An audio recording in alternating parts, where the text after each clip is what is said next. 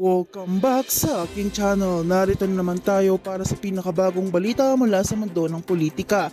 Matapos ang matagal ng pananahimik, biglang sumabog ang balita ng si Tamba mismo ay nagdesisyon ng magsalita laban sa kanyang dating kaalyado na si Kuting. Ayon sa mapagkakatiwalaang source, isinuko na ni Tamba ang lahat ng ebidensya at detalye ng kanilang mga kabalbalan sa likod ng politika.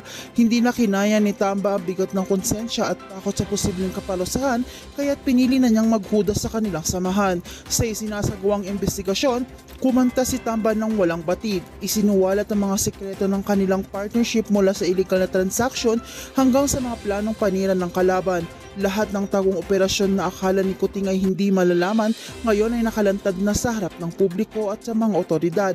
Halos hindi makapagsalita si Kuting nang marinig ang bawat patak ng testimonya na para bang kutsilong bumabaon sa kanyang pangalan. Saksi rin ang mga opisyal sa pag-amin ni Tamba na siya mismo ang naging utak sa ilang operasyon, ngunit inamin din niyang si Kuting ang nag-utos at nag-aproba sa karamihan ng plano. Sa kanyang salaysay, malinaw na binabalangkas ang kanilang pagkakasangkot sa mga transaksyon nagdulot ng matinding pinsala sa kaban ng bayan. Dahil dito, lalong umiingay ang panawagang panagutin ang dapat panagutin, lalo na si Kuting na tinuguri ang utak ng lahat. Hindi rin nakaligtas ang iba pang personalidad na kasama sa kanilang samahan dahil binanggit ni Tamba ang ilang kilalang pangalan na umano'y tumatanggap din ng bahagi mula sa mga controversial na proyekto.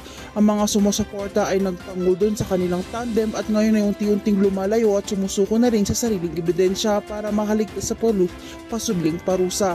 Halata sa galaw ni Kuting ang kaba at takot dahil alam niyang ang dating matalik na alyado ay ngayon ang kanyang pinakamalupit na kalaban.